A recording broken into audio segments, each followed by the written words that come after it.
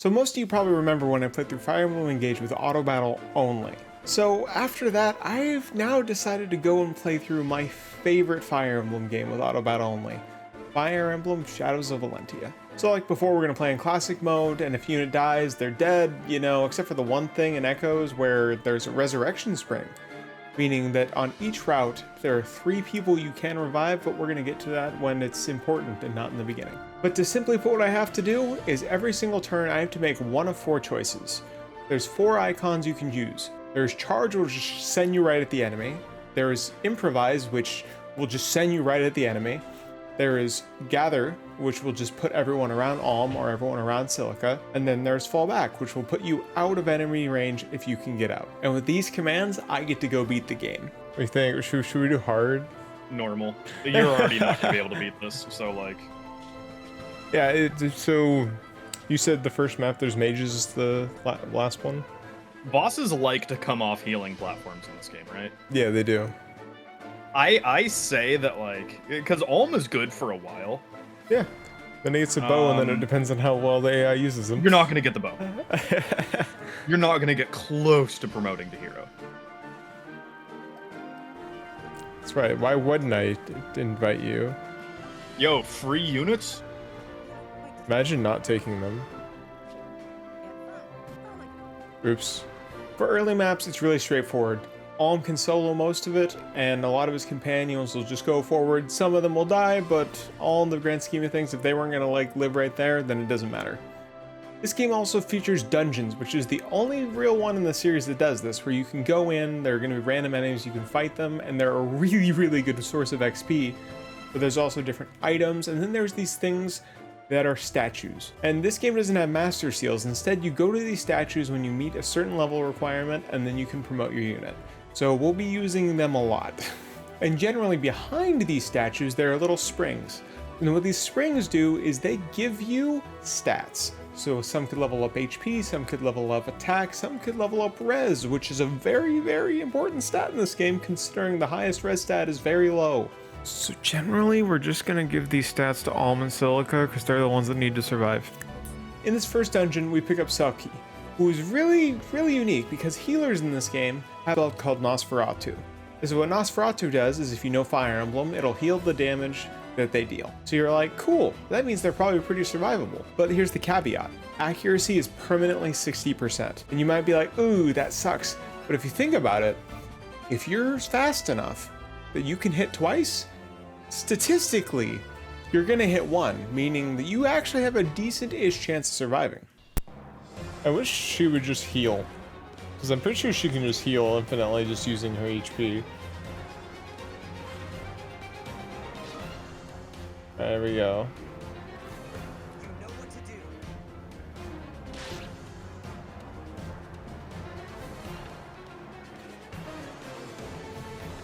Ah! Man. Oh, you got big doubled by that guy. He's gonna go for an archer? No. Wait, what does that guy have? Oh, he's got a shield. 12 speed. A shield. And he's on a mountain, so he's 30 extra avoid. Ooh. This guy's saucy. This guy's gonna fucking wall you by standing on terrain. Oh, the superior tactics. Tobin, you gotta move. Actually, oh no. No, you were. Alright, where's Selkie? Don't worry about it. Everything's fine.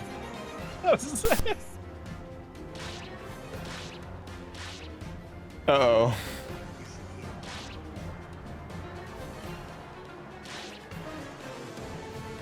And Alm do it. He missed. He missed. It's over, bro. Gray bros, not like this. No. This is so funny with the messed up voices. I'm sorry. It's Alvin and the Chipmunks.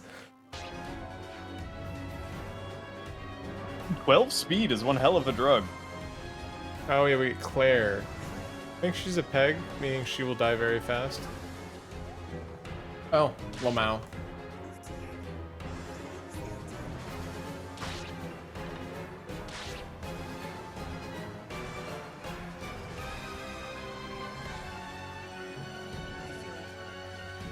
Alm after his one res level up popping off.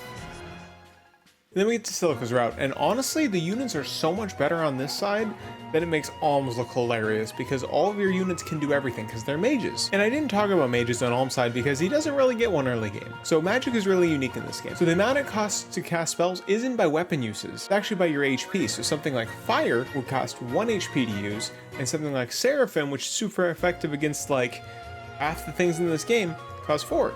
So you might be like, oh, that's kind of bad on some squishy units, considering mages are generally squishy, but there's little enemy density on Celica's side, so it really just means the maps will go a lot faster. And then eventually, we get to the port town where we recruit the Giga Chad Saber. And then he dies. Cool. Oh my god, that guy's fucking thick. What the hell?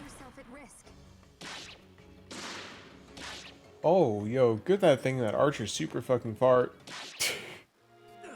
But then we get to go over recruit Valbar and co, and they don't die. And by that I mean Valbar doesn't die because he has super high defense. Yeah.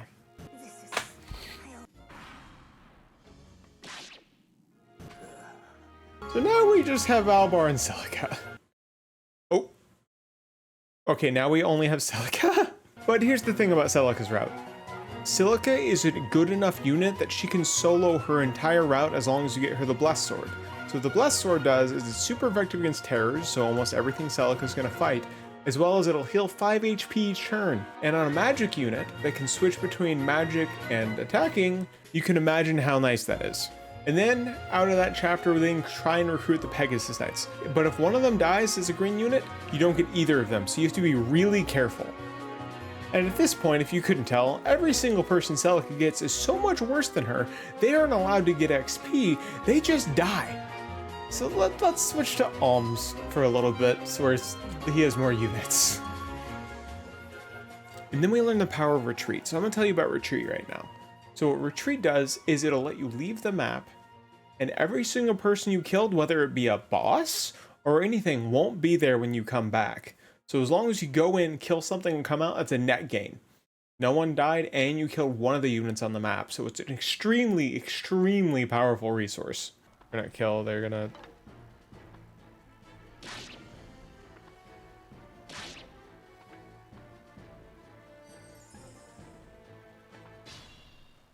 I had to fish for a crit. I didn't want to do that, I wanted to escape. Oh, that's a... I tried to hit escape and hit end turn.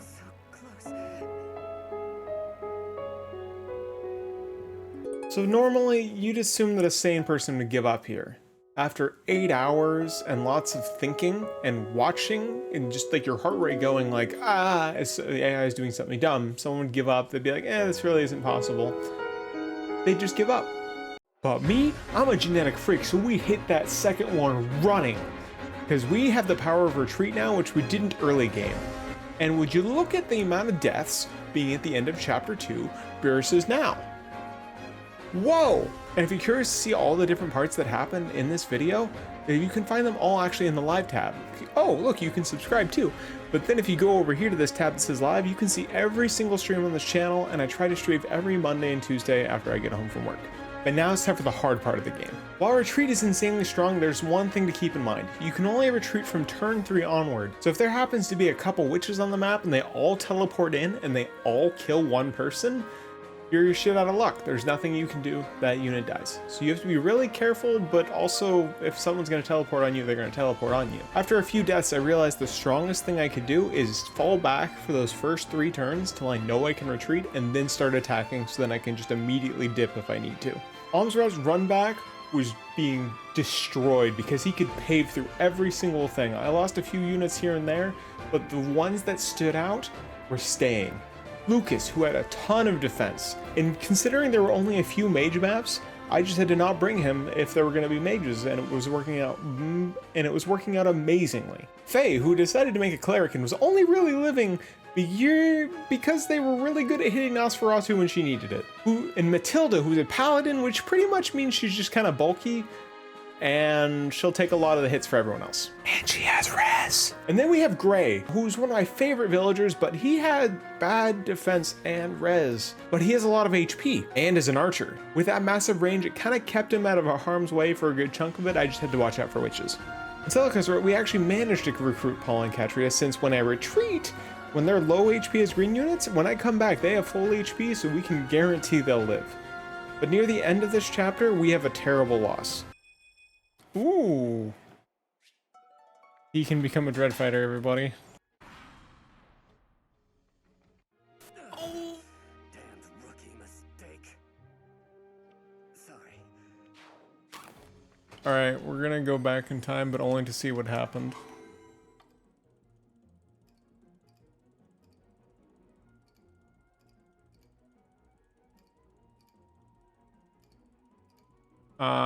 Okay. The person that killed him had the Shadow Sword. So what the Shadow Sword is, it's like the Devil Axe, where there's a luck % chance to get hit. But if you kill the enemy, you get their HP. Which is very good, considering, you know, you can heal a lot of HP, and Dread Fighters don't get that negative luck bonus that everyone else does with it. But hey, near the end of this chapter, we get Celica's Resurrection Spring. Welcome back, Saber.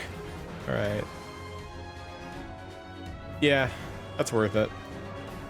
On Alm's final map of the chapter, we get to the Sluice Gate. So this map has someone called Delthea, and she's an insanely good mage, but you have to not kill her and kill the boss of the map.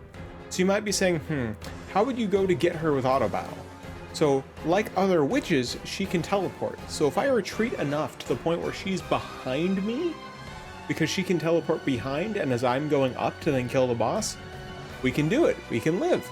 You know, unless, you know, you teleport in, and instead of attacking an Alm that cannot attack back, you attack Gray and then immediately die. Yeah, that was stupid, and I hated that. But here we are. Then we get to the last hard chapters of the game. In Celica's Route, it's being paved. And we get to pretty much to the end of Celica's with no real problems. There's really nothing weird or wrong that can go wrong with hers. And then we get to Alms. So Alms has Nui Baba, which is a mage, that's a witch. We decide to go right to go kill Nui Baba because we're like, okay, this is gonna be worth it. We're gonna get Titania, who is a very, very good healer, which would be very useful for the last map if they could continually heal everyone, but lost a lot of people on the way. Ow.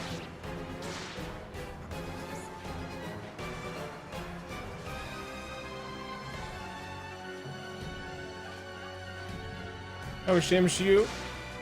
Please avoid the other guy. That'd be super nice, super cool, super fun.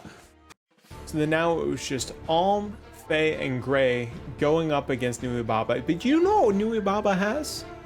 Medusa. And you know what Medusa do? It brings you to 1 HP. So for those that don't know, the smallest amount of damage you can take without avoiding is 1 damage. So if someone has 400 defense and someone has 1 attack, if they manage to hit that attack, it's going to do 1 damage. So if they bring you to 1 HP, and they're the first ones that move, and then there's this guy summoning stuff, well, Gray's going to die, I'm going to retreat, I'm going to get the heck out. I'm going to go to the dungeon, I'm going to get the blessed bow, we're going to go crazy, but then you forget something. That Faye is very capable of dying if enough people miss. This is the end for... So I actually did part of Alms before doing Celica's, because in Celica's you can actually promote Alm and give him the ability to promote, and I kind of forgot that, which would have helped out a lot if he had a bow to deal with things. So yeah, now we're Alm, we decide, man, we can't get Titania, we can't get Zeke, we're gonna go through, and then we get to Alm's Resurrection Spring. So you know who we bring back? We bring back Gray, we bring back Titania, and we bring back Faye. Because they're the 3 that can actually do something. Then there's a second spring, because Alm gets 2 because he's special, and I decide to save that just in case either of these 3 die, since no one bringing back is actually worth it at this point. And then we go take on Rudolph, who has been the person that's been the center. We're like, grr, we're gonna go get him. And we troll the heck out of this chapter. Oh, this is gonna be super fucking easy. Alright. I know you can attack. Dude, Gray's gonna go crazy. Can't believe you killed your dad, Elm. We can enter the final dungeon. So this dungeon consists of so many things, but I grinded so much beforehand that we're actually avoiding any battle we can. We're just gonna get through it all. We're gonna fight Berkut, and we barely live with Berkut as Renea. And so Renea can do a lot of damage because she will suck someone and have them go fight Berkut, which Alm can handle, but not everyone can. Goodbye, Mycen. Renea is holding a ring where she has a chance of just reviving after you kill her, but luckily Gray saves the day and she doesn't revive, meaning the rest of everyone lives. And eventually, we go get Falchion, we go get Celica, and it's time to do the final map, and I'll let you enjoy. Yo, Twilight of the Gods, let's fucking go! Actually, I think I should have given... Oh, wait, no. I was like, I should have given S to the Radibus. You can summon witches, and that's the unfortunate part. That's what's gonna be... It hurts us the most. Of course, you guys are gonna walk over poison. That's gonna suck. As long as Celica doesn't get too far away, and as long as people don't be stupid, well, at least you get to see what happens with Duma. Especially with Gray there, because I think he'll actually be able to hit, Jeddah without getting in close, which helps a lot. That's not how Jeddah works. Oh, here we go. Please crit. Is it 35? That's gonna fucking hurt if you get hit by that Gray. Oh, that's right. I tried to warn you! Alright, chat. Does he know that Jeddah can only be attacked on specific turns? Yeah, you know, it's the first attack against him. The first 4 or something like that. Which means you have to basically ram people into him to kill him. Running people into him, alright. Yeah. There's a chance this man misses, but this could just be it for our boy. It was it for our boy.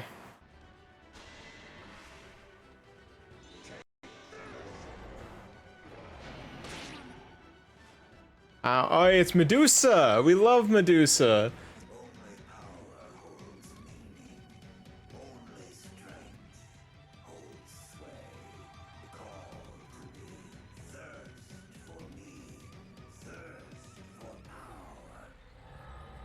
Dodge it. Big miss. I think she dies from poison if you can die from poison, though. There she goes. Alright, Alm's team is just Alm now, everybody.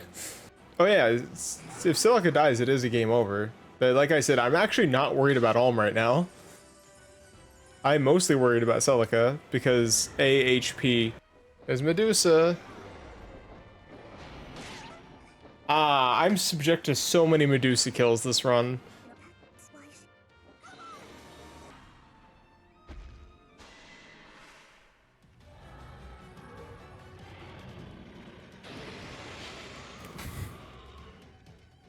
Okay, this is a turn where we can advance. You went to the one spot you couldn't go, Celica. Nice. There was... Yeah, there's exactly one spot you can't go to and you chose it. You were on the very edge of that. Yeah!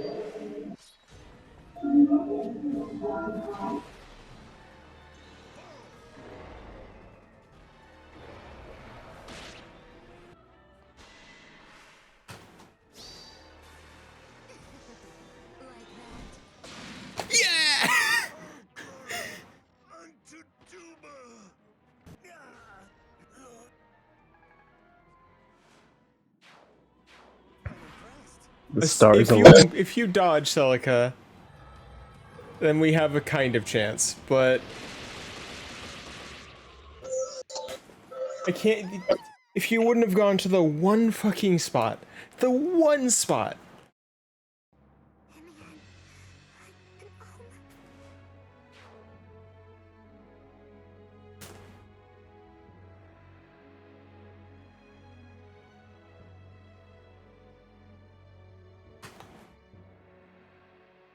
You had multiple places to go, and you're like, whatever.